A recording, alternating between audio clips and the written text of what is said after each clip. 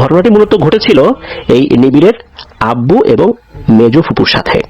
ঘটনার সময়কাল 1980 সালের আশেপাশের সময় হবে আর কি, এক্সাক্ট সালটা বলা মুশকিল, তবে অনেকটা বোঝা যায়। অর্থাৎ ঘটনা যাদের কাছ থেকে শুনেছেন উনি, ওনার আব্বুর কাছ থেকে, মেজো ফুপুর কাছ থেকে, ওনারা এরকমটাই বলেছেন যে 1980 সাল হতে পারে আর কি।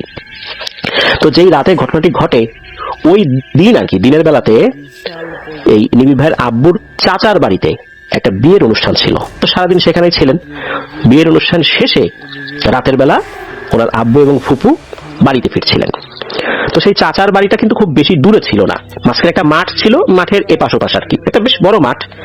আর মাঠের একটু ভেতরে আসলে দূর থেকে এই নিবিড় ভাইয়ের যে দাদা বাড়ি, অর্থাৎ এই মূল যে বাড়িটা আর কি, এই নিবিড় ভাইয়ের আব্বুর যে বাড়ি আর কি, সেটা দেখা যায়।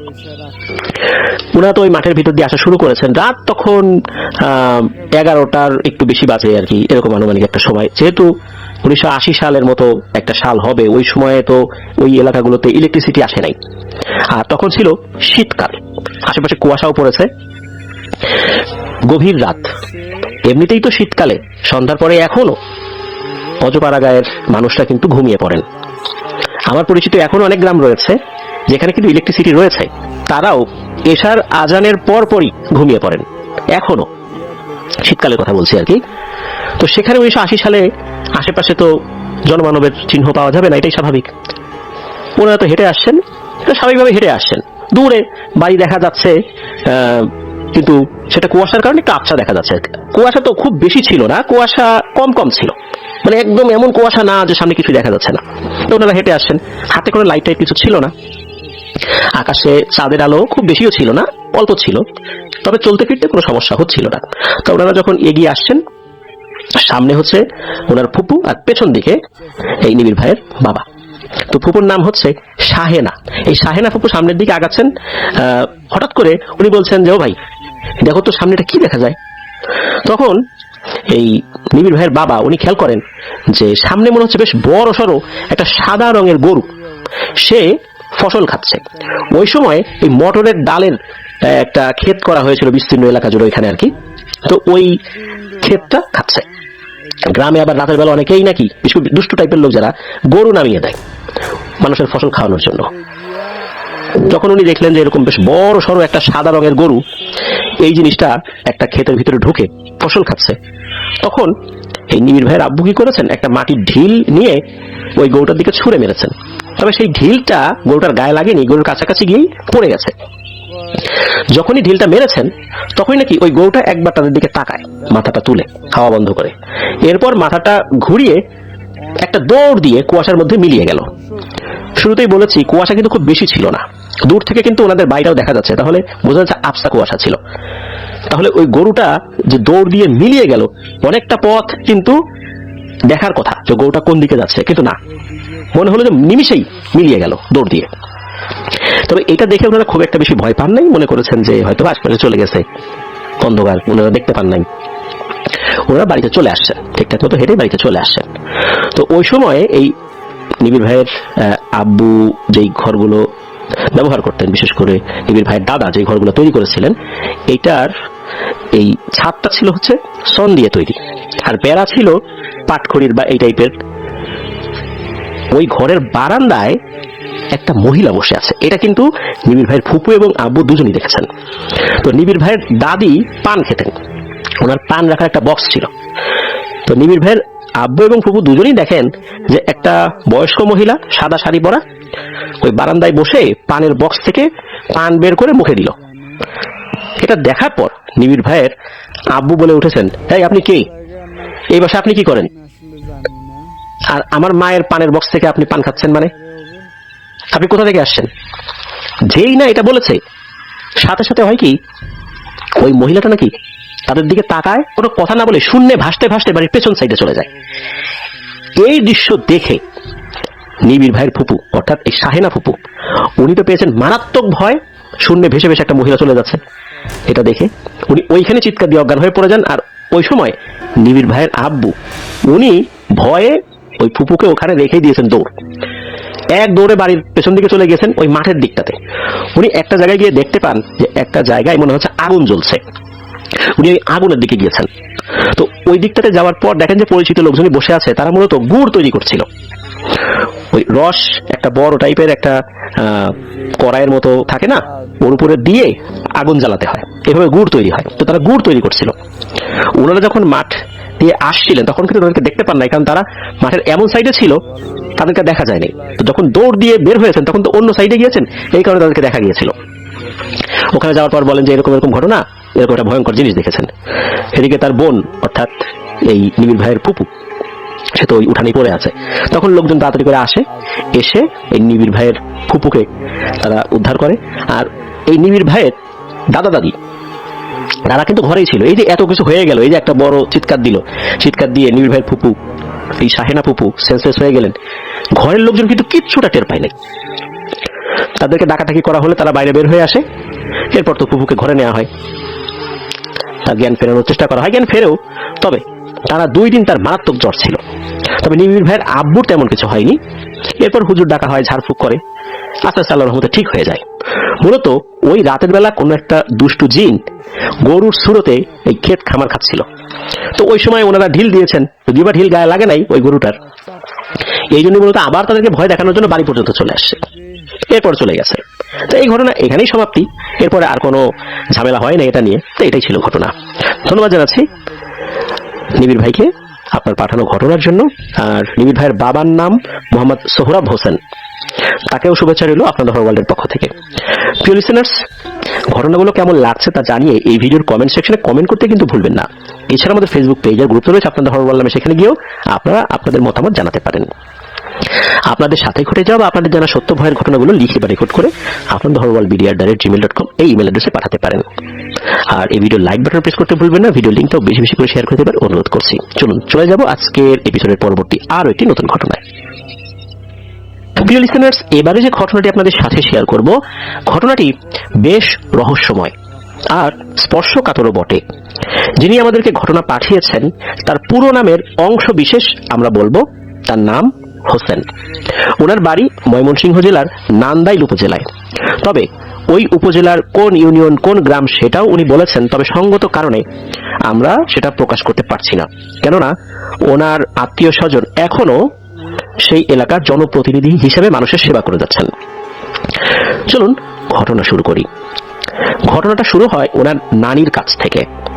ওনার নানি ছোটবেলা থেকেই নামাজি এবং ধর্মভীরু।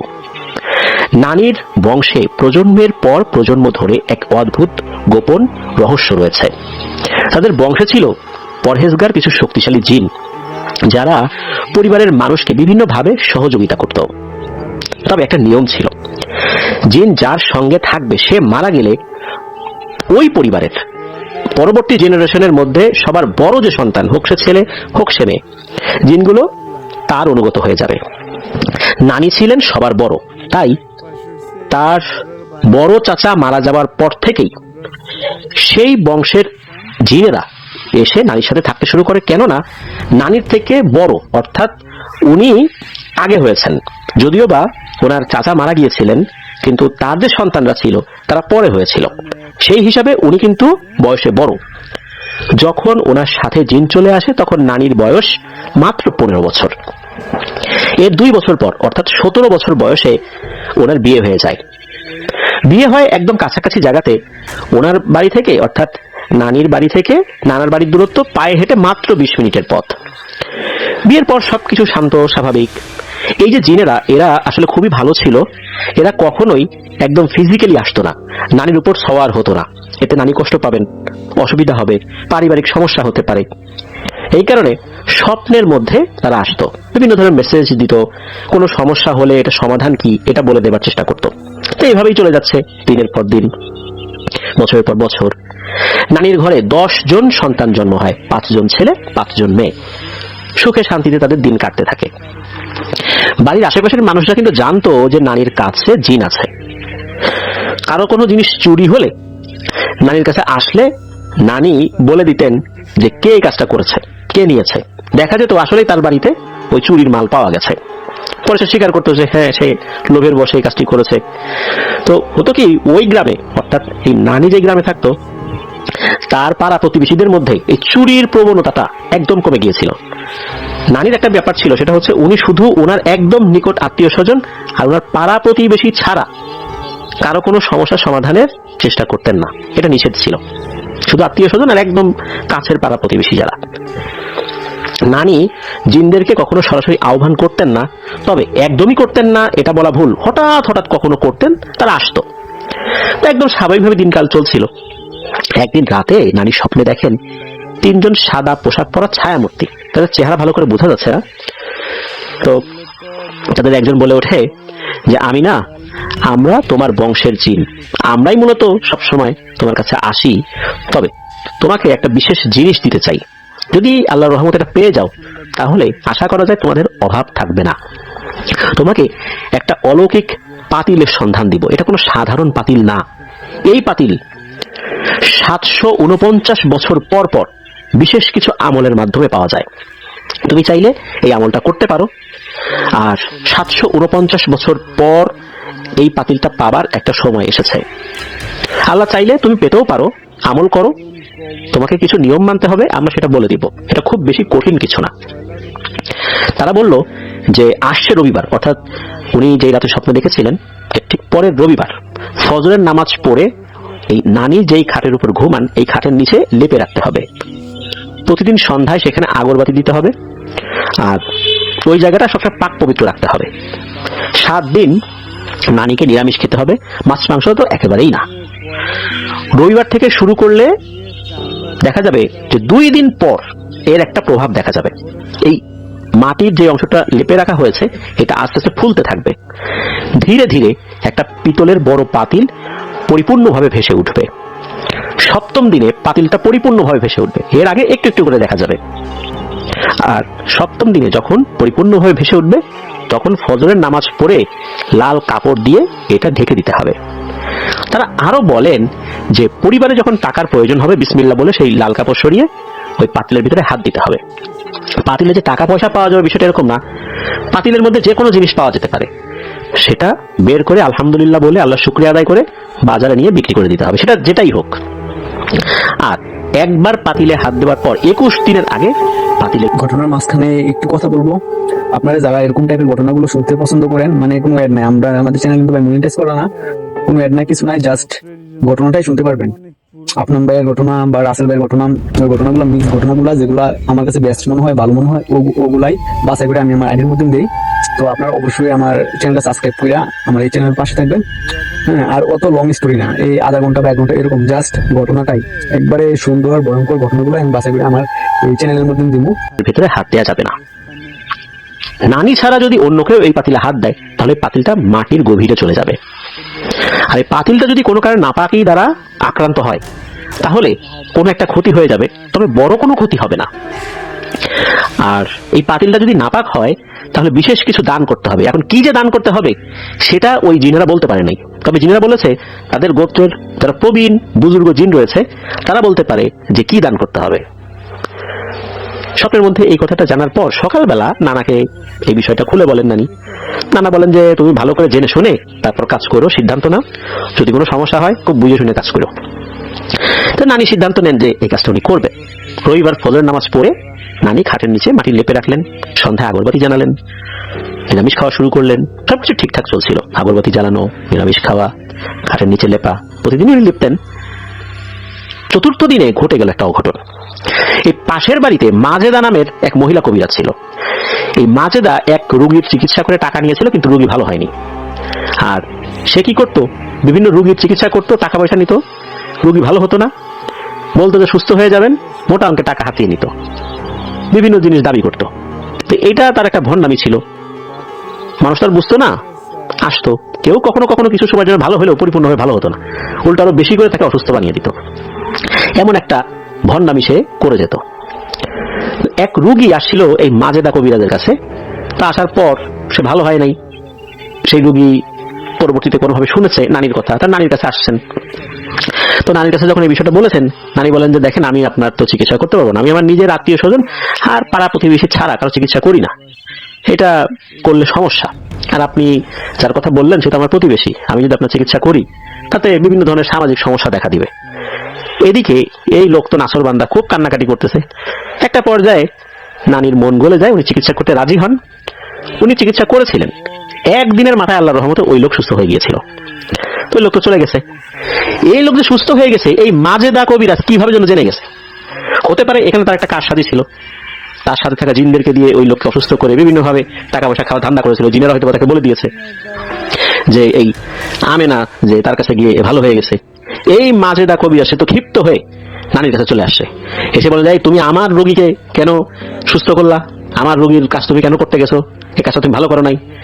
নানিও ক্ষিপ্ত হয়ে বলতেছেন যে মাজেদারে দুনিয়ার কয়দিনের, এসব করে কি লাভ, ভালো হয়ে যা, ভালো হয়ে যায়, এসব ভণ্ডামি বাদ দে, মানুষের উপকার করার নিয়ত থাকলে কাজ কর, তাহলে এগুলো বাদ দে, নাহলে কিন্তু আল্লাহর গজব পড়বে তোর উপরে। মানুষের কাছ থেকে টাকা নিয়ে যে খাস এগুলো তোর হজম হবে, অভিশাপ হয়ে ফেরত আসবে। এই সমস্ত কথা শুনে ওই মাজেদা রেগে গিয়ে বলে এত বড় কথা, আমি ভণ্ডামি করি এটা সেটা বলে বলে যে ঠিক আছে আমিও দেখাই দিব যে আমি কিসের কবিরাজ, বুঝবা। ষষ্ঠ দিনের বিকেলে নানুর ঘরের দরজা খোলা ছিল। তো নানুর বড় ছেলে আর এক মেয়ে খাটের নিচে তাকিয়ে দেখে পাতিলটা অর্ধেক মাটির নিচে। তারা কৌতূহল সামলাতে না পেরে বলে চলো তো তুলে দেখি জিনিসটা কি, আগে তো এখানে দেখি নাই। ওই রোগী কিন্তু আসলে চতুর্থ দিন, আর ষষ্ঠ দিনে কিন্তু এই ছেলে মেয়েটা দেখে ফেলেছে।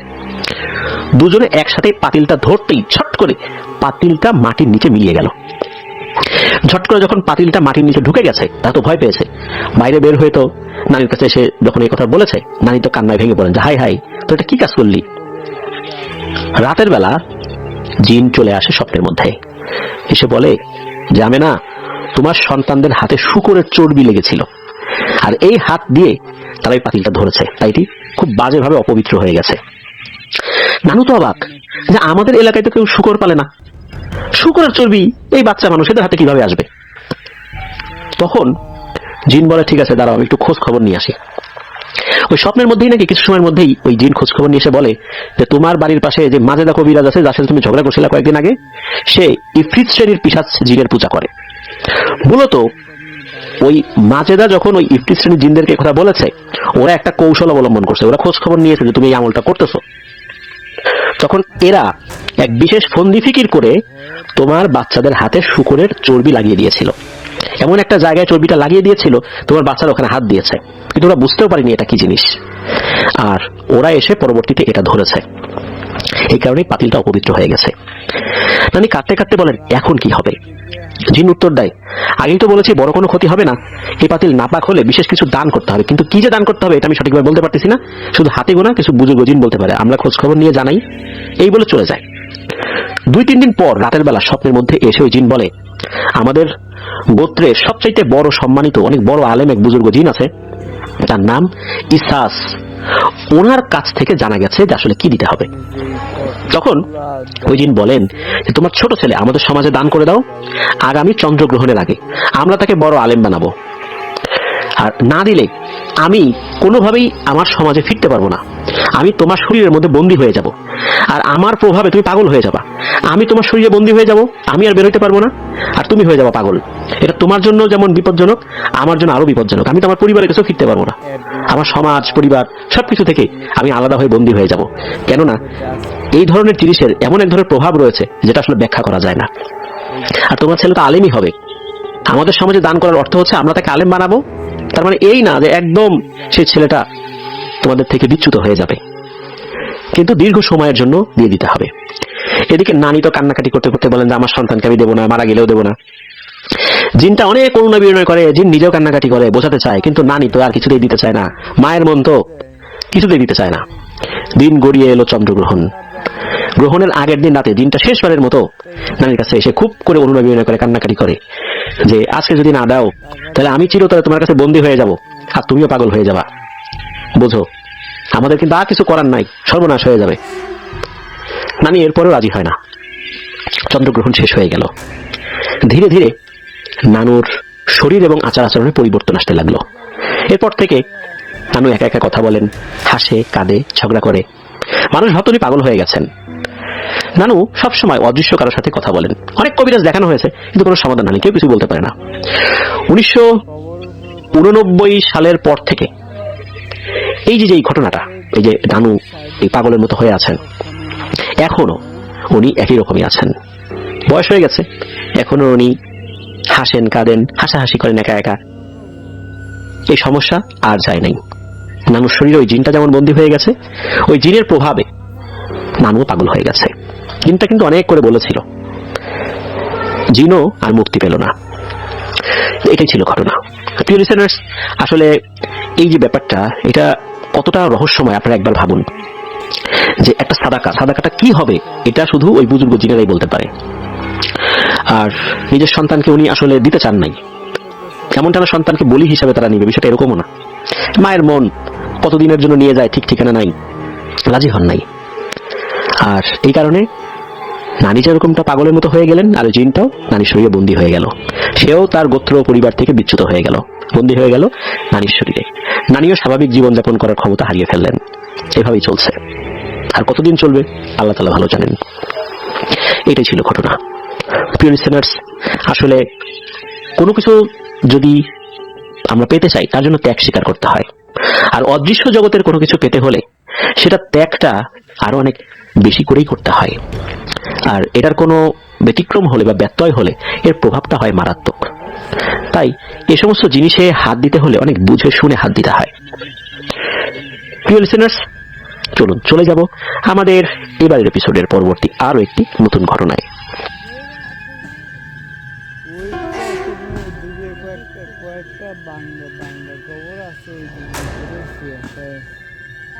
প্রিয় লিসেনার্স, এবারে যে ঘটনাটি আপনাদের সাথে শেয়ার করব, এই ঘটনাটি আমাদেরকে যিনি পাঠিয়েছেন তিনি একজন রেমিটেন্স যোদ্ধা ভাই, বর্তমানে রয়েছেন সৌদি আরবে।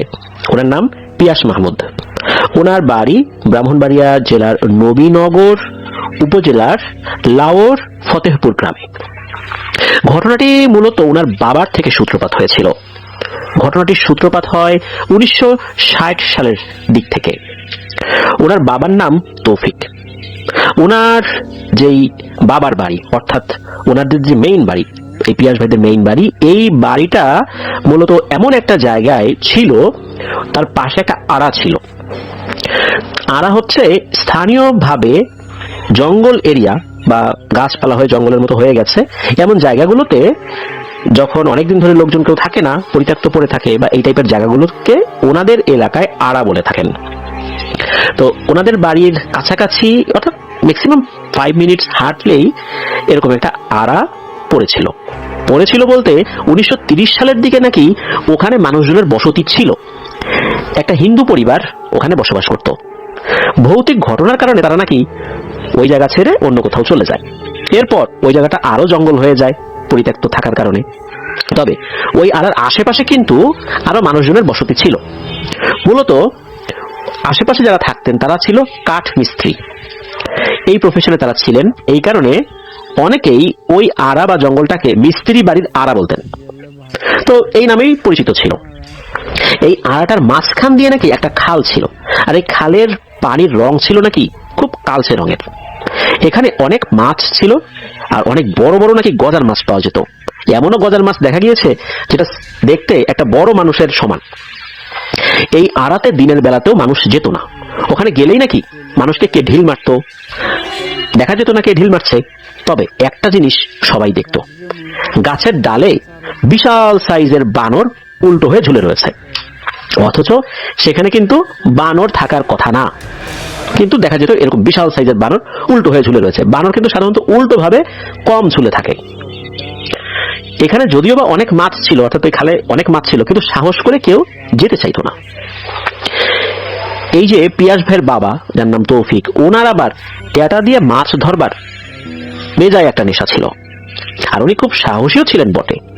ওই সময় ওনার বয়স 18 কি 19 বছর। ওনার বাবার এক বন্ধু, তার নাম হচ্ছে মনা। এই মনা কিন্তু আবার কাঠমিস্ত্রির কাজ করতো, সবাই তাকে মনা মিস্ত্রি বলে ডাকতেন। এই মনা মিস্ত্রিও খুব সাহসী একজন মানুষ ছিল। এই দুইজন মিলে চিন্তা করলো যে আমরা রাতের বেলা ওই খালে গিয়ে মাছ ধরবো। কেউ যায় না তাতে কি, আমরা যাব, এটাই ভালো। আমরা চুপি চুপি গিয়ে মাছ ধরে আনবো, মানুষজন ভয়ে যাবে না, আর আমরা ঠিকই মাছ ধরে নিয়ে আসবো। এই যে মনা মিস্ত্রি, এ নাকি আবার খুব ভালো বাঁশি বাজাতে পারতো। এত ভালো বাঁশি বাজাতে পারতো যে বাঁশির সুরে পরি নেমে আসতো। তার বাঁশির সুরে পরি নেমে আসতো, আর পরিরা বলতো যে তোর আমরা কোনো ক্ষতি করবো না, তবে তুই যদি বাঁশির সুর না শোনাস তাহলে কিন্তু তোর ক্ষতি করবো। মনা মিস্ত্রি যতক্ষণ বাঁশি বাজাতো, পরিরা নাকি খুব মনোযোগ দিয়ে শুনতো। এই সমস্ত কারণে এই প্যারানর্মাল বিষয়ে মনা মিস্ত্রির খুব একটা ভয় ডর ছিল না। ওই সময়ের প্রেক্ষাপটে রাত আনুমানিক 10টার দিকে মনা মিস্ত্রিকে সাথে নিয়ে এই পিয়াস ভাইয়ের বাবা রওনা দিয়েছেন খালের দিকে। তাদের টার্গেট ছিল বড় কোনো গজার মাছ শিকার করা। ওনারা ঠিকঠাক মতোই ওই আড়ার মধ্যে ঢুকে গিয়েছেন। ঢোকার পর ওনারা একটা বিষয় খেয়াল করলেন, সেটা হচ্ছে দিনের বেলাতে যেখানে বড় বড় গজার মাছ দেখা যায়, রাতের বেলাতে এসে ঘটনার মাঝখানে একটু কথা বলবো। আপনারা যারা এরকম টাইপের ঘটনাগুলো শুনতে পছন্দ করেন, মানে কোনো অ্যাড নাই, আমরা আমাদের চ্যানেল কিন্তু মনিটাইজ করা না, কোনো অ্যাড নাই, কিছু নাই, জাস্ট ঘটনাটাই শুনতে পারবেন। আপনার ভাইয়ের ঘটনা বা রাসেল ভাইয়ের ঘটনা, ওই ঘটনাগুলো মিক্স ঘটনাগুলো যেগুলো আমার কাছে বেস্ট মনে হয়, ভালো মনে হয়, ওগুলাই বাছাই করে আমি আমার আইডির মধ্যে দিই।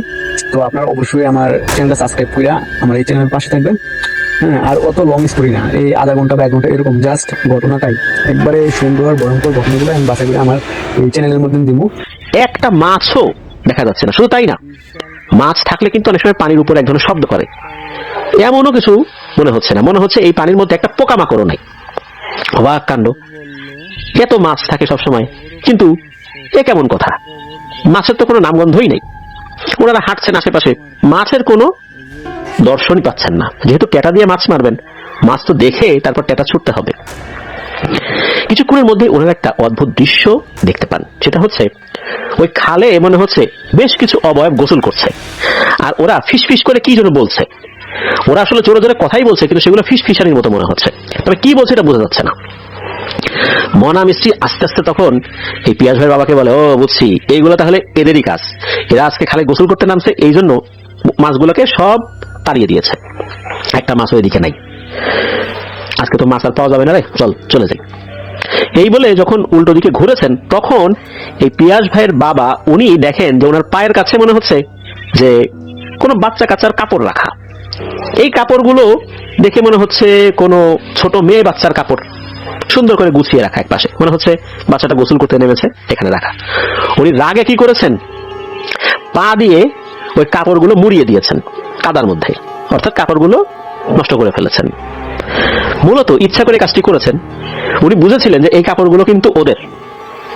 যেহেতু পিয়াস ভাইয়ের বাবা খুব সাহসী মানুষ ছিলেন, রাগে গজ গজ করতে করতে এই কাজটি করেছিলেন যে মাছ তো ধরতে দিলি না, তোদের কাপড় নষ্ট করে দিলাম। ওনারা যখন হাঁটা ধরেছেন, হঠাৎ করে পেছন থেকে পিয়াস ভাইয়ের বাবার নাম ধরে ডাকবে, তৌফিক, হ্যাঁ তৌফিক। ডাকটা কিন্তু দুজনই, অর্থাৎ মনা মিস্ত্রি এবং পিয়াস ভাইয়ের বাবা দুজনই শুনতে পেরেছেন। মনা মিস্ত্রি বলে, তৌফিক খবরদার পিছনে তাকাস না, এদের ডাকে কিন্তু সাড়া দেওয়া যাবে না, পাত্তা দেওয়া যাবে না, পিছন দিকে তাকানো যাবে না, সোজা হাঁটা দে। তো দুজন আবার হাঁটা দিয়েছেন। এরপর পেছন থেকে রাগী গলায় বলতে থাকে, তৌফিক আমি কি তোদেরকে ভয় দেখাইছি, কোনো ক্ষতি করছি? এখন তুই কেন আমার ছোট্ট বাচ্চা মেয়েটার কাপড় এভাবে নষ্ট করে দিলি? এই কাজটা কি ভালো করলি? আমরা তো চাইলে তোদেরকে ভয় দেখাতে পারতাম, তা তো করি নাই। এই কাজটা কেন করলি? যেহেতু ইচ্ছা করে করছিস, এর শাস্তি কিন্তু তোকে পেতে হবে, ভুল করে তো করিস নাই। তখন নাকি এই পিয়াস ভাইয়ের বাবা উনি সাহস করে বলে ওঠে, এই তুই কি করবি রে, যা যা পারিস করিস। তখন নাকি ওই বাবাটা বলে ওঠে, কি তোর এত বড় সাহস, তুই আমার ছোট বাচ্চা মেয়েটার কাপড় নষ্টও করলি, তোর ভিতর কোনো অনুশোচনাও নাই, আবার তুই যা পারিস করিস এরকম কথা বললি? যা, তোর বাচ্চা কাচ্চা কিভাবে হয় আমি দেখে নেব, তোর বাচ্চা ভূমিষ্ঠ হওয়ার পর পরই দেখবি তারা মৃত। এই কথা শুনেছেন, এরপর পেছন থেকে কোনো আওয়াজ আসে না। এরপর মনা মিস্ত্রি বলছে, দূর এর কথা পাত্তা দিস না তো, চল। মনা মিস্ত্রি কিন্তু কোনো ভয় ডর নাই। দুজন হাঁটতে হাঁটতে তখন ওই আড়া থেকে বের হয়ে যে তার বাড়িতে চলে গেছেন। বাস, ঘটনা শুরু মূলত এখান থেকেই। এই যে পিয়াস ভাইয়ের বাবা, উনি ওই সময় যে বাড়িতে থাকতেন, এই বাড়ির পাশ দিয়ে চলে গেছে একটা রাস্তা। ওই রাস্তার এক পাশে ছিল 100 বছর পুরনো একটা তেঁতুল গাছ। এই ঘটনার পর থেকে নাকি ওই অবয়বটা এই তেঁতুল গাছে এসে আস্তানা গাড়ে। আর এই যে মনা মিস্ত্রির বাঁশি বাজানো, সেটা তার মতো করে বাজাতো, তার তো কোনো ভয় ডর নাই। আর ওই যে আড়ার যেই ব্যাপারগুলো ছিল, যে ওখানে গেলে কাউকে ঢিল মারে, বাদরের মতো উল্টো দিকে ঝুলে থাকে, এই জিনিসগুলো তখন ওই তেঁতুল গাছে দেখা যাওয়া শুরু করে। তেঁতুল গাছের নিচ দিয়ে গেলে রাতের বেলা কখনো কখনো ঢিল মারে, আবার কেউ কেউ ওই উল্টো ভাবে লটকানো বাদর দেখতে পায়। এই বিষয়গুলো ওনার বাবা শুনলেও এগুলোতে আসলে পাত্তা দেন নাই। 1965 সালের দিকে এই পিয়াস ভাইয়ের বাবা উনি সংযুক্ত আরব আমিরাতে চলে যান জীবিকার তাগিদে। 5 বছর সেখানে কাটিয়ে এরপর দেশে উনি ফেরত আসেন। 1970 সালে ওনার বাবা বিয়ে করেন। বিয়ের 1 মাস পর বেশ কিছু কাজে ওনার কাছে থাকা যেই কারেন্সি গুলো ছিল ওই সংযুক্ত আরব আমিরাতের, সেগুলো ভাঙানোর জন্য ঢাকার উদ্দেশ্যে রওনা হয়েছেন। সকালবেলা ব্রাহ্মণবাড়িয়া থেকে ঢাকার উদ্দেশ্যে রওনা দিয়েছেন। 5 ঘন্টার মতো সময় লেগেছিল। ঢাকার মতিঝিলে সব কাজগুলো শেষ করে ঢাকা থেকে আবার রওনা যখন দিয়েছেন, তখন রওনা দিতে দিতেই সন্ধ্যা হয়ে যায়। আবার ওনাদের যে গ্রাম, ওই গ্রাম থেকে 2 কিলোমিটার আগে বাঙ্গরা নামে একটা স্টেশন আছে, ওইখানে তাকে নামিয়ে দেয়। আর কোনো গাড়ি যেহেতু পাওয়া যায় না, পায়েই হেঁটে আসতে হবে। এই 2 কিলোমিটারের মধ্যে আবার 1 কিলোমিটার মোটামুটি রাস্তা আছে, আর 1 কিলোমিটার গ্রামের ভিতর দিয়ে মানে ওইরকম কোনো রাস্তা নেই, হেঁটে হেঁটে আসতে হবে। যখন গাড়ি তাকে নামিয়ে দেয়, তখন ওনার কাছে কিন্তু 1 প্যাকেট সিগারেটও ছিল, আবার ম্যাচের বক্সটাও ছিল।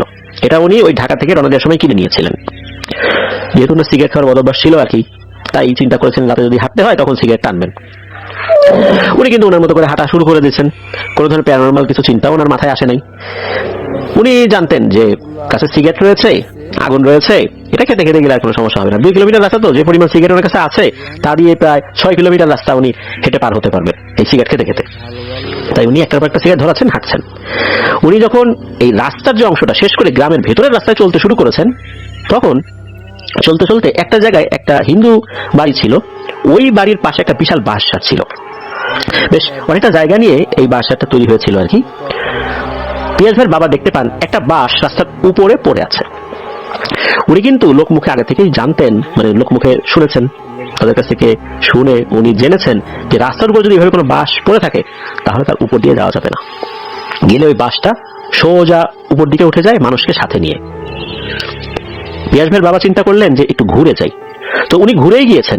যখনই ঘুরে ওই বাঁশটা পার হয়েছেন, তখনই ওই বাঁশটা সাঁ করে উপর দিকে উঠে গেল। উনি কিন্তু পেছন দিকে তাকে এটা দেখেছেন। আর তখনই মনে হচ্ছে বাঁশের মধ্যে তুমুল ঝড় শুরু হয়েছে। তবে এই ঝড়ে কোনো বাতাস নাই, বাতাসবিহীন ঝড়। মনে হচ্ছে কোনো অদৃশ্য শক্তি এই বাঁশগুলোকে প্রবল বেগে নাড়া দিচ্ছে। বাঁশগুলো একবার এ পাশে কাত হয়ে পড়ে, আর একবার ও পাশে কাত হয়ে পড়ে, এ পাশে হেলে যাচ্ছে, ও পাশে হেলে যাচ্ছে। তো এরকম হচ্ছে। তখন উনি চিন্তা করলেন যেখানে বেশিক্ষণ দাঁড়ায় থাকা যাবে না, তাড়াতাড়ি সামনে আগাতে হবে। উনি সামনের দিকে যখন আগানো শুরু করেছেন, ওই জায়গাতে এসে ছোট্ট একটা 3 রাস্তার মোড় পড়ে, মানে একদম পায়ে হাঁটা পথেরই 3 রাস্তার একটা মোড় আর কি। ওই জায়গাতে মনে হচ্ছে সাদা কাপড় মুড়িয়ে, সাদা চাদর টাইপের কিছু একটা মুড়িয়ে কেউ একজন বসে আছে। ওখানে কোনো চাঁদের আলো ওভাবে না পড়লেও সবকিছু স্পষ্ট দেখা যাচ্ছে। আর ওই জায়গার পাশেই ছিল একটা পুকুর, আর ওই পুকুরের পাশে ছিল এই পিয়াস ভাইয়ের বাবারই এক বন্ধুর বাড়ি। সেই বন্ধুর নাম ছিল অরবিন্দু। ওইখানে ওই অবয়বটা বসে আছে। এটা দেখার সাথে সাথে পিয়াস ভাইয়ের বাবা বলে ওঠে, এই কে রে ওখানে, কে বসে আছে? এ কথা বলতেই নাকি ওই অবয়বটা ব্যাঙের মতো একটা লম্বা লাফ দেয়। 1 লাফে ওই অবয়বটা পুকুরের পানিতে পড়ে যায়। আর যখনই পুকুরের পানিতে পড়েছে, মনে হচ্ছে অনেক বড় পাথর ওই পুকুরের পানিতে পড়েছে। পুকুরের পানিতে এমন ঢেউ হয়েছে যে ওই ঢেউটা একদম রাস্তা পর্যন্ত উঠে গিয়েছিল নাকি। অনেক পানি চতুর্দিকে ছড়িয়ে পড়েছিল, ছিটে এসেছিল। পানি ছিটে ওনার শরীরেও লেগেছিল। এরপর উনি আবার বাড়ির দিকে হাঁটা শুরু করেন। ভয় পেয়েছেন, তবে এতটা ভয় পান নাই যে সেন্সলেস হয়ে যাবেন। যখনই 5-10 কদম পা ফেলেছেন বাড়ির দিকে, হঠাৎ করে তার যে বন্ধু অরবিন্দ তার গলা নকল করে পেছন থেকে ডেকে ওঠে, কে তৌফিক, কই গেছিলি রে, এত রাত্রে কোত্থেকে আসলি, হে তৌফিক, তৌফিক, এইভাবে ডাকছে। তখন কি মনে করে পেছন দিকে তাকাবেন, যেহেতু ওইখানে ওই অরবিন্দদের বাড়ি। তখনই তার মাথায় একটা চিন্তা আসে। আল্লাহ তার মাথার ভিতরে চিন্তাটা এনে দিয়েছেন। উনি চিন্তা করছেন এত রাতের বেলা তো অরবিন্দু জেগে থাকে না, ও তো সন্ধ্যার পরপরই ঘুমায়। সুতরাং আমার পেছনে অরবিন্দ নেই, আছে কোনো অশরীরী। উনি পেছন দিকে না তাকিয়ে সোজা হাঁটা শুরু করেছেন। 2 মিনিট পরেই পিয়াস ভাইয়ের বাবা দেখতে পান অনেকগুলো কালো কুচকুচে বিড়াল, আর এই বিড়ালগুলোর উচ্চতা একটা কুকুরের সমান। এই বিড়ালগুলো তাকে ঘিরে ধরেছে। বিড়ালগুলো তাকে আঁচড় দিচ্ছে না, তবে অদ্ভুত বিষয় হচ্ছে লেজ দিয়ে তাকে বাড়ি দিচ্ছে। বিড়াল কিন্তু লেজ দিয়ে ওভাবে আসলে বাড়ি দিতে পারে না সচরাচর আমরা যেটা দেখি, কিন্তু এই বিড়ালগুলো লেজ দিয়ে তাকে বাড়ি দিচ্ছে। আর এমন ভাবে চতুর্দিকে ঘুরছে, ওরা বুঝাতে চাইছে যে তুমি একবার খালি পেছন দিকে তাকাও। এটা কিন্তু আবার পিয়াস ভাইয়ের বাবা বুঝতে পেরেছিলেন। উনি পেছন দিকে তাকাচ্ছিলেন না, যে যা কিছু হয়ে যাক পেছন দিকে তাকাবো না। ওই সময় উনি যে পথ চলছিলেন, হালকা চাঁদের আলো ছিল, উনি মোটামুটি পথ চলতে পারছিলেন, কারণ এই পথঘাট তো সবই ওনার চেনা। উনি তো অনেকবার এই রাস্তা দিয়ে আসা যাওয়া করেছেন, রাতের বেলা অনেকবার আসা যাওয়া করেছেন অরবিন্দর সাথে, তারপর মনা মিস্ত্রির সাথে অনেকবার এদিক দিয়ে আসা যাওয়া করেছেন। তাই চোখ বন্ধ করে উনি এগোতে পারবেন, এরকম একটা আইডিয়া ওনার আছে। কিন্তু হঠাৎ করে মনে হলো একদম চতুর্দিকে ঘুটঘুটে অন্ধকার হয়ে গেল। রুমের মধ্যে হঠাৎ করে ইলেকট্রিসিটি চলে গেলে একদম ঘুটঘুটে অন্ধকার হয়ে যায় না? ওনার কাছে মনে হলো হঠাৎ করেই চাঁদের আলো মনে হলো নিভে গেল। আর চতুর্দিক থেকে কাকের কা কা কা ডাক শুরু হয়ে গেল। এত ডাকাডাকি শুরু হয়েছে মনে হচ্ছে ওনার কানের তালা ফেটে যাবে। উনি তখন পকেট থেকে ম্যাচটা বের করে যেই না উনি ম্যাচের কাঠি দিয়ে আলো জ্বালিয়েছেন তখনই মনে হলো যে এই কা কা ডাক অনেকটাই কমে গেল। যখনই আবার ম্যাচের কাঠিটা শেষ হয়ে যায় উনি আর একটা ধরান। এভাবে ধরাতে ধরাতে উনি ওনার বাড়ি পর্যন্ত চলে এসেছিলেন। এর ভিতরে কোনো সমস্যা হয়নি। তো বাসায় এসে পরিবারের সদস্যদেরকে সব ঘটনা খুলে বলেন যে কি হয়েছিল। এরপর উনি গরম পানি দিয়ে গোসল করে তারপর ঘরে ঢুকেছিলেন। প্রায় 3 মাসের মতো উনি বাড়িতে ছিলেন। এরপর উনি আবার বিদেশ চলে যান। এর মধ্যে আর অস্বাভাবিক কিছু ঘটে নাই। উনি দুবাই চলে যাওয়ার প্রায় 8-9 মাস পর এই পিয়াস ভাইয়ের বড় বোনের জন্ম হয়। এই বড় বোনের জন্মের আগ পর্যন্তও কিন্তু তার নড়াচড়া পিয়াস ভাইয়ের মা টের পেয়েছিলেন, কিন্তু তার জন্ম হয় মৃত অবস্থায়। মনে হচ্ছিল মাত্রই বাচ্চাটা মারা গেছে। তখন তো এরকম মোবাইল ফোনের যুগ ছিল না, চিঠি লিখে পাঠাতে হতো। সেই চিঠি পেতেও আবার প্রায় 1 মাসের মতো সময় লাগতো বা তারও বেশি সময় লাগতো। এই চিঠি পাওয়ার পর ছুটি নিয়ে ওনার বাবা দেশে আসেন। ওনারও মন টন খারাপ, প্রথম সন্তান এভাবে মারা গেল। কিন্তু ওই যে মাছ ধরতে গিয়ে যে কথাটা শুনেছিলেন, ওই অভাবটা বলেছিল, এটা কিন্তু তার মাথায় আসলে ছিল না। উনি ছুটিতে দেশে আসার পর অনেকদিনই ছিলেন বাড়িতে, এরপর আবার চলে যান দুবাইতে। উনি চলে যাওয়ার বেশ কিছুদিন পর একটা পুত্র সন্তান জন্ম হয়, পিয়াস ভাইয়ের একটা ভাই হয় আর কি। সেও কিন্তু একই অবস্থা, অর্থাৎ তার ভূমিষ্ঠ হওয়ার আগেও কিন্তু তার নড়াচড়া টের পেয়েছিল এই পিয়াস ভাইয়ের মা। কিন্তু সে যখন ভূমিষ্ঠ হলো, সে মৃত অবস্থায় ভূমিষ্ঠ হলো। বাড়িতে কান্নার রোল পড়ে যায়। এই দুইটা বাচ্চা যখন মারা গেল, দ্বিতীয় বাচ্চার মৃত হয়ে জন্ম নিয়েছে, এই খবরটা যখন চিঠি মারফত জানানো হলো, এরপর ওনার বাবা বুঝতে পারলেন যে ঘটনাটা কি। উনি তখন বেশ দীর্ঘ সময় নিয়ে ছুটি নিয়ে বাড়িতে চলে আসেন। আসার পর তখন এই পিয়াস ভাইয়ের নানার এক বন্ধু কবিরাজ ছিল, তার নাম ছিল অমুস নাম করা একটা কবিরাজ ছিল। অনেকে তাকে অমুষ্যা কবিরাজ বলে ডাকতেন। তো তার কাছে নিয়ে যাওয়া হলো। তো তার কাছে নিয়ে যাওয়ার পর সে একদিন সময় চায় আর বলে তোমরা চলে যাও, আমি একদিন পরে আসবো তোমাদের বাড়িতে। একদিন পরে এসে সব ঘটনা খুলে বলে যে ওই রাতে যে অভাবটা বলেছিল তোর বাচ্চাকে আমি মেরে ফেলবো, সেই মূলত এই 2টা বাচ্চাকে মেরেছে। আর ওই মিস্ত্রি বাড়ির আড়া ছেড়ে এই তেঁতুল গাছে আখড়া গেড়েছে। এই তেঁতুল গাছে অনেকদিন থেকে একটা ভালো জিন থাকতো।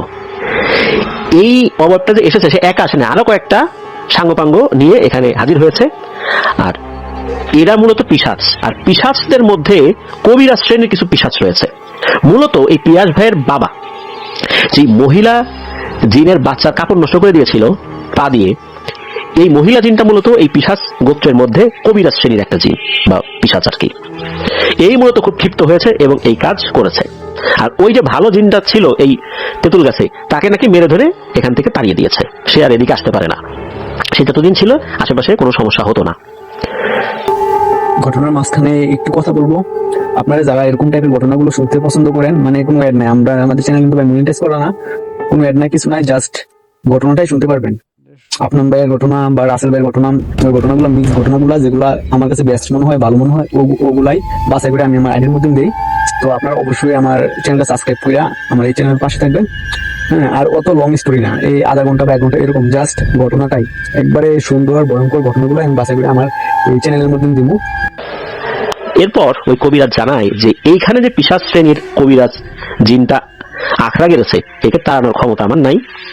এতটুকু একটা কাজ করতে পারি, এই বাড়িটা বন্ধ করে দিয়ে যাই, আর আমি ঝাড়ফুঁক করে দিয়ে যাচ্ছি তোমাদেরকে। আশা করি ওরা আর বাচ্চা মারতে পারবে না।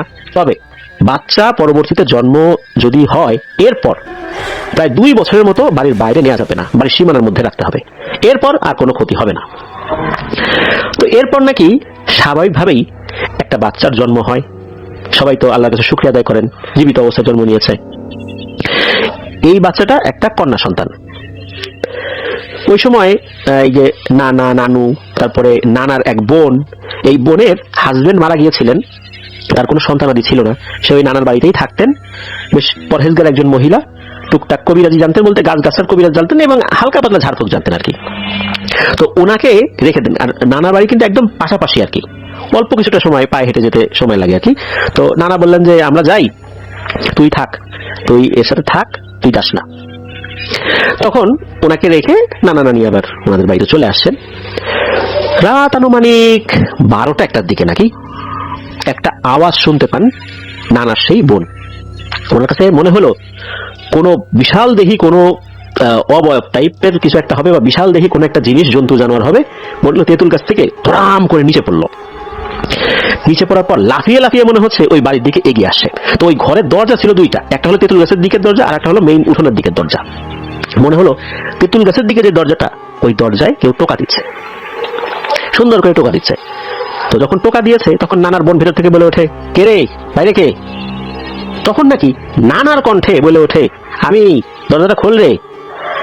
নাতনি হইলো একটু কোলে নিতে আসলাম আর কি। নানার বোন চিন্তা করে, নাতনি হলো কোলে নিতে আসলাম, এরা তো কোলে নিয়ে তারপর বাড়িতে চলে গেল, কোলে তো নিয়েছে, এখন আবার আসলো মানে নিশ্চয়ই তো এখানে একটা ঝামেলা আছে। তখন নানার বোন কি করেছেন, উনি আস্তে আস্তে হেঁটে হেঁটে ওই দরজাটার কাছে গিয়ে বেড়ার একটা ছিদ্র দিয়ে বাইরে তাকিয়েছেন। উনি যেটা দেখেছেন এটা দেখে উনি মারাত্মক ভয় পেয়েছেন। উনি দেখেন যে মানুষের মতো অবয়ব, হাত আছে, পা আছে, শরীরটা লোমশ, আর মুখটা অনেকটা নেকড়ে বা শেয়ালের মতো। এই জিনিসটাই কথা বলছে, দরজা খোল, দরজা খোল, এরকম অবয়ব দুইটা আছে। উনি আবার দেখেই যেই না একটু উল্টো দিকে ঘুরে হাঁটা ধরেছেন, তখন পেছন থেকে আওয়াজ আসে, দেখে ফেলেছিস তাহলে। যখনই এটা বলেছে তখন তো নানার বোন বুঝতে পেরেছে যে আমি যে গোপনে দেখলাম এরা তো বুঝে ফেলেছে। তখন নানির, উনিও তো নানি, তখন ওই নানি বলেন যে যা, এখান থেকে চলে যা, দুইটা বাচ্চা মেরেও তোদের শান্তি হয় নাই না, আর কি চাস তোরা বল, এখান থেকে চলে যা। এরপর নাকি নানির বোনের কাছে মনে হলো যে এই অবয়বগুলো বাড়ির চতুর্দিকে রাউন্ড দিচ্ছে, সার্কেল আকারে ঘুরছে আর গড়গড় গড়গড় শব্দ করছে। এগুলো কিন্তু আবার পিয়াজ ভাইয়ের মা টের পান নাই, উনি ঘুমাচ্ছিলেন, আর নানির বোন বা নানার বোন তাকে ডাকেনও নাই।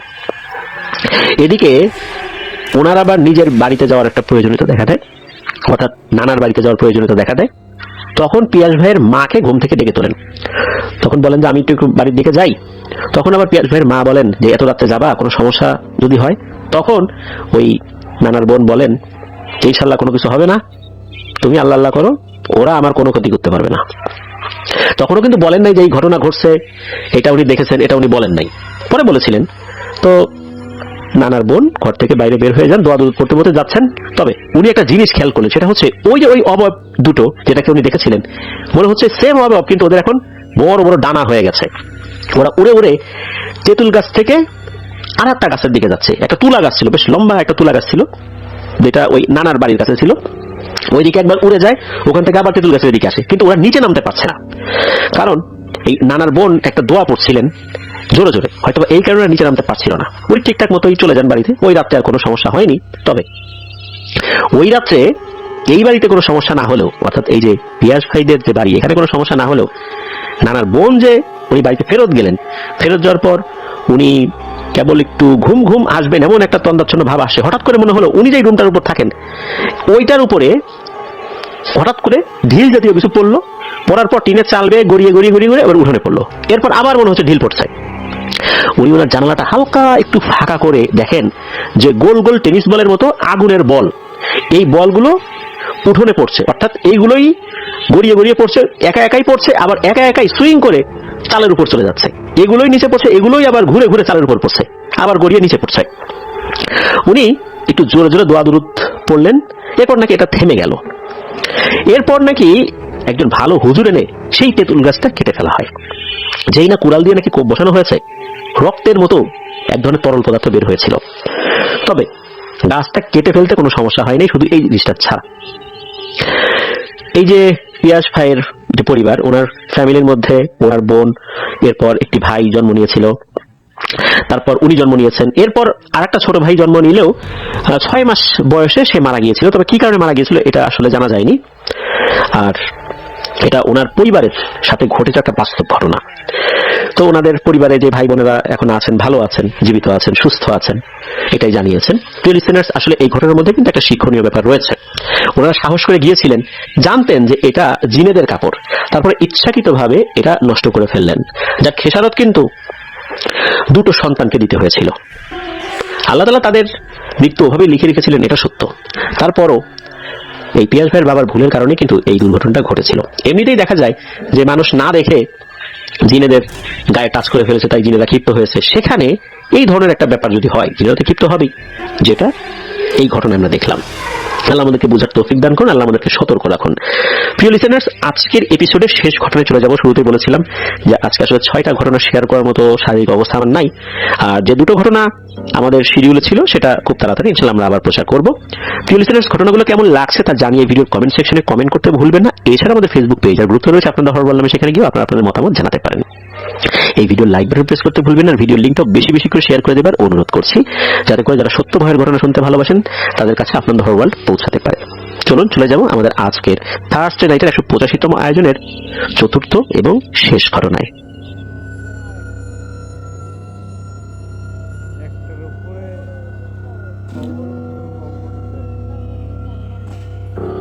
প্রিয় লিসেনার্স, এখন যে ঘটনাটি আপনাদের সাথে শেয়ার করব, এই ঘটনাটি আমাদেরকে যিনি পাঠিয়েছেন ওনার নাম রোমান।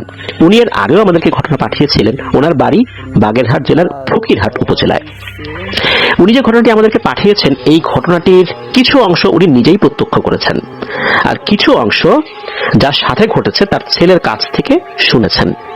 মূলত যার সাথে ঘটনাটি ঘটেছে তিনি এই রোমান ভাইয়ের প্রতিবেশী। তার ছেলের নাম রবি। তবে রবি নামটা ছদ্মনাম। কেন বলছি ছদ্মনামটা, এটা আপনারা পুরো ঘটনা শুনলে বুঝতে পারবেন। কারণ যিনি ঘটনা বলেছেন, এই রবি ছদ্মনাম যার, উনি আসলে চান নাই যে তাদের পরিবারের কথাটা মানুষজন আসলে ওভাবে জানুক। চলুন ঘটনায় চলে যাই। সাল 2021 সকাল 8টার দিকে চিৎকার চেঁচামেচি শুরু হয়ে যায় বাড়ির আশেপাশে। এদিকে রোমান ভাইয়ের ঘুম ভেঙে যায়। উনি উঠে শুনতে পান ওনার প্রতিবেশী কাকিকে খুঁজে পাওয়া যাচ্ছে না, অর্থাৎ এই রবির আম্মাকে খুঁজে পাওয়া যাচ্ছে না। এটা নিয়ে রবিরা খুব চিন্তিত। এদিকে রোমান ভাই গিয়েছেন, রবিকে বলছেন যে কি রে রবি, কি হয়েছে? তখন রবি বলেন যে মা আর বাবা তো রাতে ঘুমাচ্ছিল, হঠাৎ করে বাবা দেখে যে মা পাশে নাই, দরজা ভেতর থেকে দেয়া কিন্তু মা নাই। এদিকে রোমান ভাই বলছে, এ কি ভাবে সম্ভব, এটা কি হয় নাকি, নিশ্চয়ই কোনো ভুল হচ্ছে, দরজা বন্ধ থাকলে লোক কিভাবে বের হবে? তখন রবি ভাই বলতেছে যে আচ্ছা চল তো রোমান একটু যাই ঘুরে আসি, আশেপাশে কারো বাসায় গেছে নাকি। তো দুজন মিলে ঘুরছেন, সাথে আরেকজন ছিল এই রবির খালাতো ভাই। তো ওনারা বেশ খোঁজাখুঁজি করছেন, কিন্তু কোথাও এই রবি ভাইয়ের মাকে পাওয়া গেল না। দুপুর পর্যন্ত খোঁজাখুঁজি করেছেন, কোথাও খুঁজে পাওয়া গেল না। তো দুপুরবেলা যখন এই রোমান ভাই বাড়িতে ফেরত আসছেন, হাত মুখ ধুয়ে গোসল করে যখন খাবার খেতে বসেছেন, তখন কথায় কথায় এই রোমান ভাইয়ের মা বলে ওঠে যে ওর মায়ের তো একটা সমস্যা আছে। ওর মা তো এর আগেও একদিন রাতের বেলা পুকুরের ভিতরে নেমে গিয়েছিল, কোথাও খুঁজে পাওয়া যাচ্ছিল না, ঘরের মধ্যে পাওয়া যাচ্ছিল না, ঘরের দরজা বন্ধ ছিল। পরে দেখা গেল পুকুরের মধ্যে দাঁড়িয়ে আছে। এরপরে আর একদিন শিশু ফুল গাছের উপর তার মাকে পাওয়া যায়, লোকজন মিলে তো নামালো। তো এই কথা শোনার পর রোমান ভাই আর তার মাকে কিছু বললেন না। বিকালের দিকে রবির সাথে যখন দেখা হলো, তখন রবিকে জিজ্ঞেস করলেন যে আরে রবি, আমার আম্মা বলল যে তোর মাকে পুকুরের মধ্যে, তারপর শিশু ফুল গাছের উপরে পাওয়া গিয়েছিল, ঘটনাটা কি? তখন এই যে রবি ভাই উনি কিছু বিষয় বলেন আর কি। তো রবি ভাই যেভাবে বলেছেন সেটা হচ্ছে যে একদিন রাতে তো ওনারা ঘুমাচ্ছিলেন, হঠাৎ করে ওনার মায়ের চিৎকার শুনে তার রুমে যান। উনি নাকি চিৎকার দিচ্ছেন আর চোখ বন্ধ করেই বলছেন যে এইসব ধন সম্পদ আমার, আর কারো না, কেউ এতে হাত দিবা না, এরকম বলছে, বারবার বলছে। যখনই নাকি রবি ভাই তার মায়ের শরীরে হাত দিয়েছেন, তখন নাকি তার মা চুপ হয়ে যায়, আবার ওই চোখ বন্ধ করেই শুয়ে পড়েছেন। রবি ভাই ভেবেছেন বা ওনার বাড়ির লোকজন ভেবেছেন হয়তো ঘুমের মাঝে এরকম উল্টাপাল্টা স্বপ্ন দেখেছে। সকালবেলা দেখা গেল যে রবি ভাইয়ের মা একা একা কার সাথে যেন কথা বলছে। তো এই বিষয়গুলো কিন্তু রবি ভাইয়ের বাবাও খেয়াল করেছেন। ওনার বাবাকে যখন এই বিষয়টা আবার বলা হলো যে এরকম কেন হচ্ছে, তখন ওনার বাবা আসলে মনে করেছিলেন যে কোনো কারণে এটা হতেই পারে, পারিবারিক চাপ, সাংসারিক চাপের কারণে অনেক সময় এরকম কিছু সমস্যা দেখা দিতেই পারে। এই জন্য উনি আসলে ওইভাবে গুরুত্বটা দেন নাই। ওই দিন রাতের বেলা রবি ভাইয়ের মা বাবা ঘুমাচ্ছেন এক রুমে, হঠাৎ করে ওনার বাবা খেয়াল করেন যে রবি ভাইয়ের মা পাশে নেই, দরজা ভিতর থেকে বন্ধ। উনি তো তাড়াতাড়ি করে দরজা খুলে রবি ভাইকে ডেকে উঠিয়েছেন যে এই দেখতো তোর মা কোথায় গেল, খুঁজে পাওয়া যাচ্ছে না। তো ওনারা তো আশেপাশে খোঁজাখুঁজি করতে করতে দেখা গেল যে ওনার বাড়ির পাশে পুকুর রয়েছে, এই পুকুরের ভেতরে গলা পানিতে দাঁড়িয়ে আছে।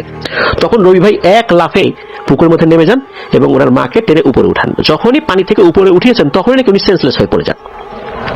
তো ঘরে আনার পর আবার তাকে শুয়ে দেওয়া হয়, বাড়ির মহিলারা ওনার শরীরটা মুছে ড্রেস চেঞ্জ করে দেন। এর 2-3 দিন পর রবি ভাই রাতের বেলা ওয়াশরুমে গিয়েছেন। ওয়াশরুমে গিয়ে যখন ফ্রেশ হয়ে বের হচ্ছেন, হঠাৎ করে মনে হলো কোন একটা শব্দ হলো। শব্দটা কিসের? একটু খেয়াল করে শোনার চেষ্টা করলেন। শব্দটা শুনে ওনার কাছে মনে হলো কোনো একটা ভারী জিনিস শুকনো পাতার উপর দিয়ে হেঁটে যাচ্ছে। শুকনো পাতা ভেঙে গেলে বা শুকনো পাতার উপর যখন হাঁটা হয় তখন কিন্তু পাতাগুলো ভেঙে গিয়ে এক ধরনের মচমচ শব্দ হয়, ওরকম শব্দ হচ্ছে। উনি ওই শব্দের উৎস ধরে ওইদিকে যখন গিয়েছেন তখন উনি খেয়াল করলেন যে ওনার মায়ের মতো কোনো একটা অবয়ব হেঁটে যাচ্ছে। ওনার কাছে মনে হলো এটা ওনার মাই হবে। আবার কি মনে করে দরজার দিকে তাকালেন, দেখলেন ঘরের দরজা বন্ধ। তাহলে এটা কি? তখন ওনার মাথার ভিতরে একটা জিনিস স্ট্রাইক করে, সেটা হচ্ছে যে এর আগেও তো দরজা বন্ধ থাকা অবস্থায় ওনার মা বেরিয়ে গিয়েছিলেন। উনি তাড়াতাড়ি গিয়ে ওনার মায়ের কাছে গিয়েছেন আর হাত ধরেছেন। যখনই হাত ধরেছেন তখন ওনার মা ঘুরে তাকিয়েছেন। আসলে ওটা ওনার মাই ছিল। ওনার মা ঘুরে তাকিয়ে বলেন, রবি আমি এখানে কেন? আমি এখানে দাঁড়ায় আছি কেন? আমি তো ঘুমাইছিলাম, আমি তো ঘরের মধ্যে ছিলাম। তখন রবি ভাইয়ের কিছু বলে না, বলে যে মা তুমি ঘরে চলো। ঘরের কাছে নিয়ে গিয়ে দরজা নক করে বাবা খুলে দেয়। ওনার বাবাও তো অবাক, ঘরের মধ্যে ছিল মানুষটা, সে বাইরে বের হলো কিভাবে? দরজা তো বন্ধ। তো যাই হোক, ওই রাতটা ওভাবেই চলে যায়। ওনার বাবা কিন্তু বুঝতে পেরেছেন যে সমস্যা কিন্তু প্রকট হচ্ছে। উনি আর দেরি না করে সকালবেলায় এলাকার মসজিদের এক ইমাম সাহেবকে ডেকে আনেন। ইমাম সাহেব নাকি এসে বলে যে এই বাসায় তো কোনো সমস্যাই নেই, এই মহিলার মনে হয় কোনো মানসিক সমস্যা হয়েছে, কোনো সাইকিয়াট্রিস্ট দেখান, এরা জিন ঘটিত কোনো সমস্যা নেই, আর এই বাড়িতেও কোনো সমস্যা নেই, এই বলে নাকি উনি চলে যান। তো হুজুর তো চলে গেছেন। ওই দিন রাতের বেলা ঘটে সবচেয়ে ভয়ঙ্কর ঘটনা। সবাই ঘুমাচ্ছেন।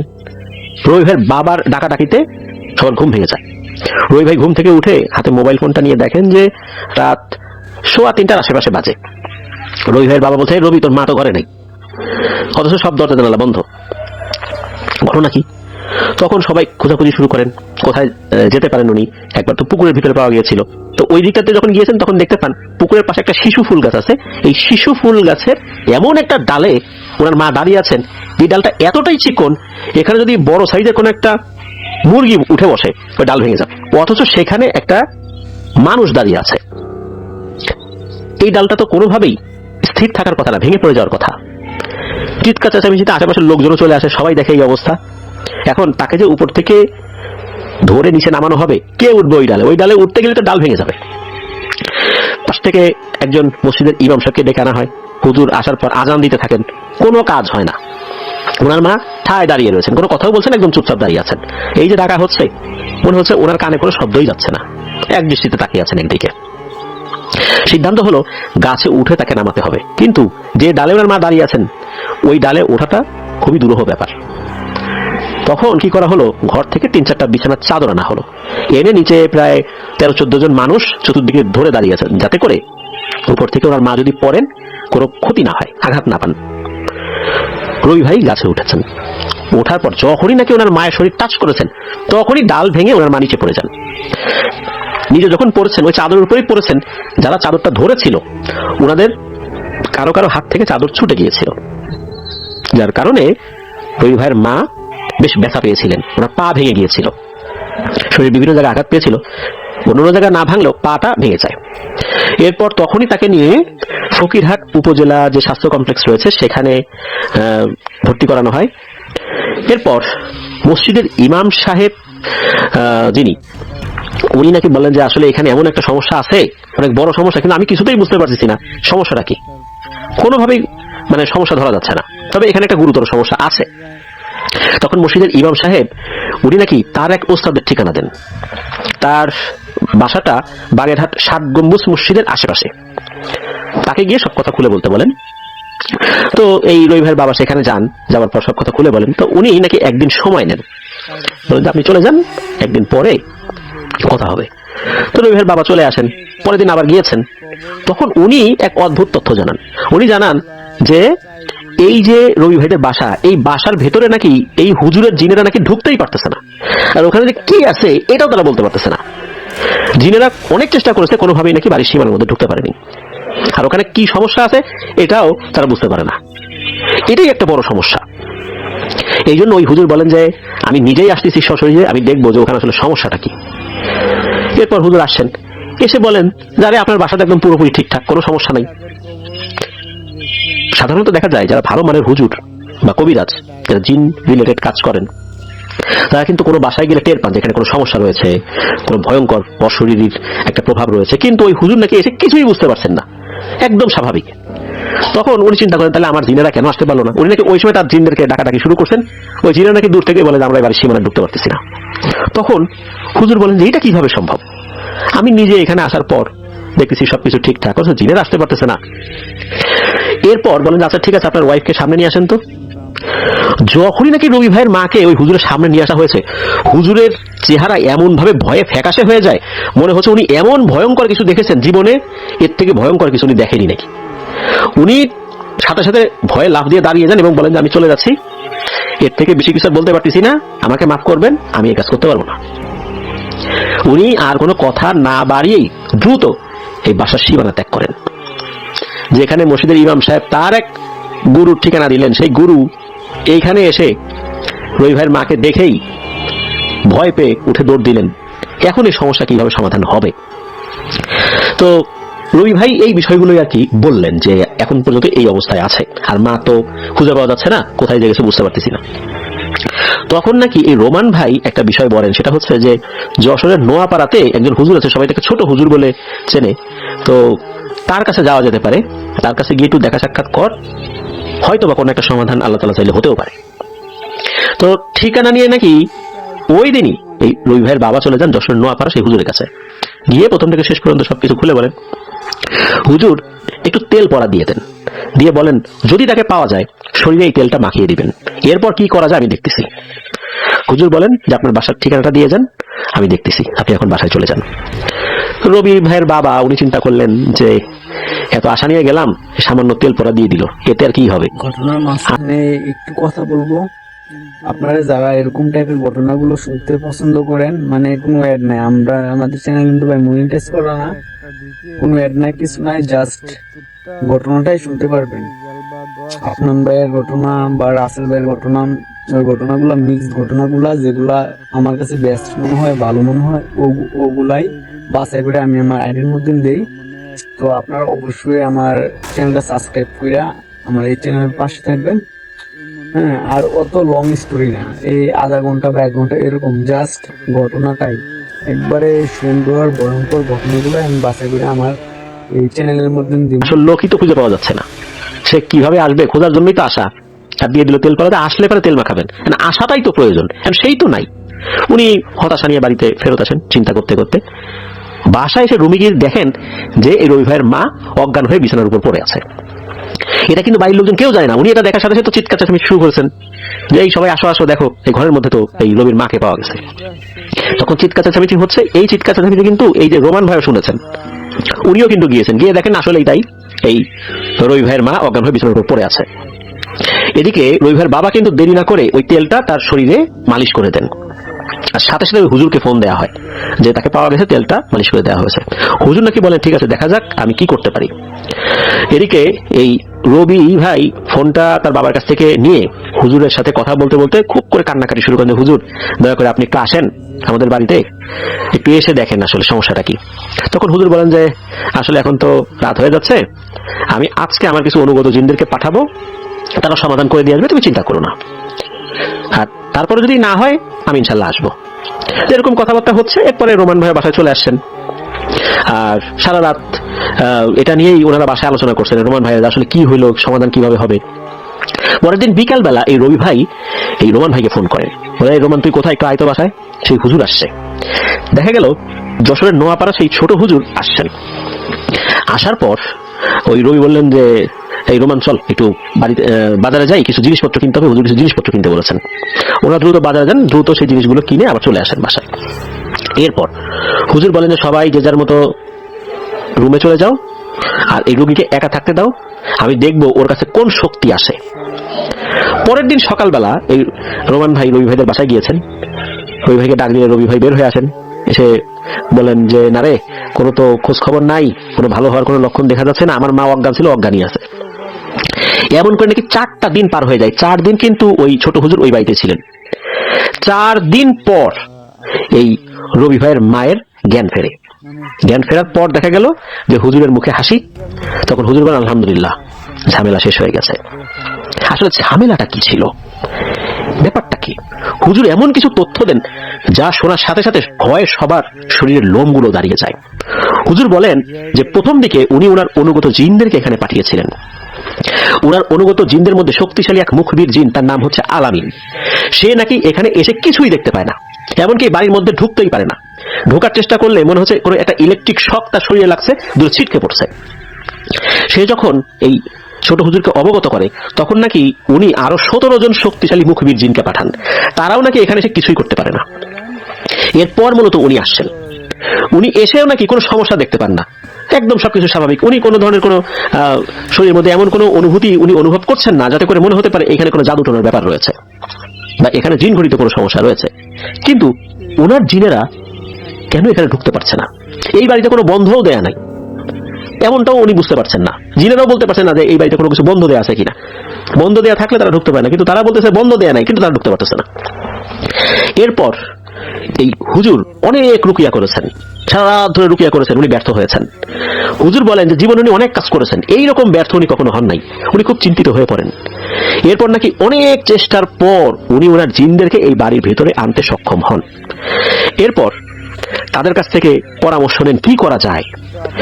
তারাও তো আসলে তেমন কোনো পরামর্শ দিতে পারছে না। এরপর একটা বুদ্ধি মাথায় চলে আসে হুজুরের। এই হুজুরের বাবার সাথে নাকি অনেক বয়স্ক একটা জিন ছিল, তাকে দাদু বলে সম্বোধন করতেন। তবে এই হুজুরের বাবা মারা যাওয়ার সময় বলে গিয়েছিলেন যে যখন এমন কোনো সমস্যায় পড়বা, তোমার অনুগত জিনেরা এই সমস্যার সমাধান করতে পারতেছে না, বলতেও পারতেছে না কি হয়েছে, তখনই শুধু ওই দাদুকে ডাকবা, এছাড়া তাকে বিরক্ত করবা না। তো জীবনে প্রথমবার এই দাদুকে স্মরণ করেন। প্রায় 5 ঘন্টা চেষ্টার পর দাদু নাকি এসে দেখা দেয়। দাদু নাকি এসেই বলে, তুমি আসলে কি জন্য ডেকেছো আমাকে আমি জানি। এইখানে খুবই খারাপ প্রকৃতির একটা জিন রয়েছে। এখন থেকে প্রায় 200 বছর আগে এখানে এই শক্তিশালী জিনটা বসবাস করত।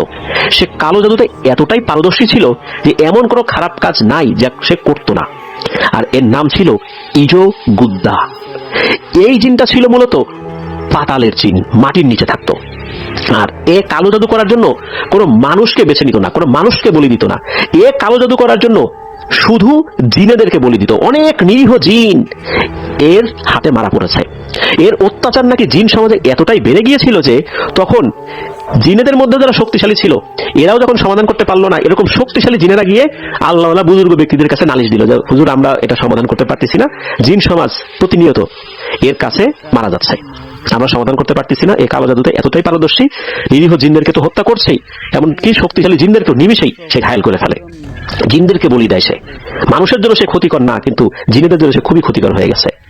কিছু একটা করেন। তখন বেশ কিছু পরহেজগার ব্যক্তি এই বিষয়ে সমাধানের চেষ্টা করলেও ওভাবে সফল হন নাই।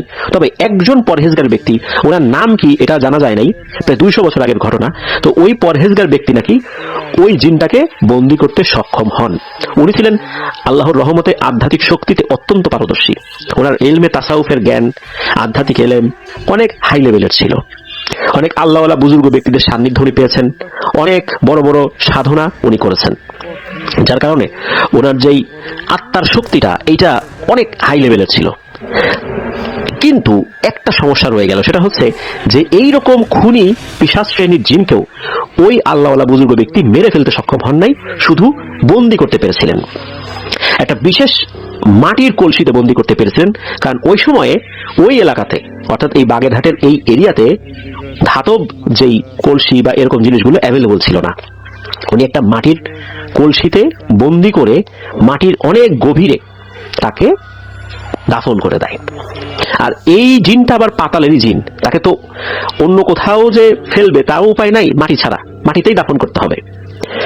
আর এই জিনটার একটা বিশেষ ক্ষমতা রয়েছে, এইটার উপর রুকিয়া করতে গেলে নাকি 1 সেকেন্ডেরও কম সময়ের মধ্যে সে মাটির নিচে চলে যায়, তার উপর রুকিয়া কাজ করে না। তো তাকে যে বন্দী করা হয়েছিল, বন্দী করার পর এখানে যে পুকুর রয়েছে, এখানে একটা সময় এরকম পুকুর ছিল না। তো এই পুকুর রয়েছে, এইটারই অনেক গভীরে জিনদেরকে দিয়েই মাটির নিচে এটাকে দাফন করে দেওয়া হয়। আর এই যে ইজগুদ্দা, যেই দুর্ধর্ষ পিশাচ খুনি জিন, এর অনুগত নাকি কয়েক লাখ পিশাচ শ্রেণীর জিন ছিল। এদিকে এরা অনেক চেষ্টা করেছে, কখনোই নাকি এরা ওই কলসির ধারের কাছে যেতে সক্ষম হয় নাই। অথচ এরাও কিন্তু পাতালের জিন। মাটির নিচে ওই কলসির কাছাকাছি যেতে সক্ষম হয়নি। তবে ওরা জানতো কোথায় ইজগুদ্দাকে রাখা হয়েছে। কালের বিবর্তনে এইখানে পুকুর খনন করা হয়েছে। পুকুর খনন করা হলেও কিন্তু ওই যে কলসিটা, এই কলসিটা তখনও বের হয়ে যায় নাই। পুকুর খনন করার পর যখন পানি উঠেছে, আস্তে আস্তে নিচে কাদা হয়ে গেছে পানির তলদেশে, আস্তে আস্তে ওই মাটির অংশগুলো দুর্বল হয়ে গেছে। আর ওই কলসির ভিতরে ফাঁপা থাকার কারণে, বাতাস থাকার কারণে ওই কলসিটা নাকি আস্তে আস্তে উপরের দিকে কোনো একটা কারণে উঠে গেছে। আর এইটা কোনো জিন টাচ করতে পারে না। তাহলে কাকে দিয়ে এই কাজটা করাবে? এই কাজটা নাকি এই রবি ভাইয়ের মাকে দিয়ে করিয়েছে। মূলত পুকুরের মধ্যে নামানোর যে উদ্দেশ্যটা ছিল সেটা হচ্ছে যে তার উপর প্রভাব বিস্তার করে পুকুরের ভেতর থেকে কলসিটা বের করা। তারা সফল হয়েছে। এমনকি এই রবি ভাইয়ের মা নাকি ওই কলসির মুখটা খুলেও দিয়েছে, আর ইজগুদ্দা বের হয়ে গেছে। এরপর হুজুর জানান যে এই দাদু অর্থাৎ যিনি এসেছেন এবং দাদুর 976টা বন্ধু যারা অনেক শক্তিশালী, তারা মিলে নাকি এই ইজগুদ্দাকে পুনরায় বন্দী করতে সক্ষম হয়েছেন। তবে বন্দী করার পর কি করেছেন, কি করবেন না, এই বিষয়ে নাকি সব কথা বলা বারণ। এর বেশি কিছু আর বলেন নাই। এটা কোনো মানুষের পক্ষে করা অত্যন্ত দুরূহ ব্যাপার ছিল। এইরকম আধ্যাত্মিক এলেম বা এই ধরনের ইলমে তাসাউফের জ্ঞানওয়ালা ব্যক্তি এখন খুঁজে পাওয়া খুবই দুষ্কর। যার কারণে জিনেদের সাহায্য নিয়েই এই ইজগুদ্দাকে বন্দী করা হয়েছে। আর একে কোথাও রাখা হয়েছে এটা বলা নিষেধ। আর ওই হুজুর বলেন যে আপনাদের বাসার পেছনে 3টি কাক এবং একটি সাপ মৃত অবস্থায় পড়ে আছে, সুন্দর করে ওদেরকে দাফন করে দিতে হবে, কারণ এরা এই ইজগুদ্দাকে বন্দী করতে গিয়ে শহীদ হয়েছেন। তো ওরা গিয়ে দেখেন আসলে সত্যি এরকমটা হয়েছে। তো তাদেরকে খুবই সম্মানের সাথে দাফন করা হয়। এরপর থেকে রবি ভাইয়ের মা পরিপূর্ণভাবে সুস্থ, আর কোনো অসুবিধা হয়নি। এখন ওরা খুবই ভালো আছেন। প্রিয় লিসেনার্স, একবার ভাবুন, এমন একটা জিন, এই জিনটা শুধু জিনেদেরকে বলি দেয়। জিনেরা এর অত্যাচার থেকে বাঁচার জন্য মানুষের কাছে এসে সাহায্য চেয়েছিল। কি ভয়ঙ্কর সে জিন! আর এই জিনকে আবার বন্দী করা হয়েছে। এই ভয়ঙ্কর দুর্ধর্ষ ইজগুদ্দা, যেটা একজন মানুষের উপর প্রভাব বিস্তার করে। মূলত ইজগুদ্দা বের হতে পারে নাই, তার যে অনুসারীরা ছিল তারা মূলত এই রবি ভাইয়ের মায়ের উপরে প্রভাব বিস্তার করে কাজটি করেছে। সরাসরি তার শরীরে না ঢুকলেও এমন একটা দূর থেকে প্রভাব বিস্তার করেছে যে তাকে দিয়ে কাজটি করিয়েছে। আর এরা এমন এক মায়াজাল সৃষ্টি করে রেখেছে, এমন এক জাদুবিদ্যা এখানে করে রেখেছিল, যাতে করে কোনো জিন এই বাড়ির মধ্যে ঢুকতে পারবে না, আবার কেউ এই বাড়িতে আসলেও বুঝতে পারবে না এখানে সমস্যাটা কি। আল্লাহর রহমত, আলহামদুলিল্লাহ, এই সমস্যা থেকে ওনারা মুক্তি পেয়েছে।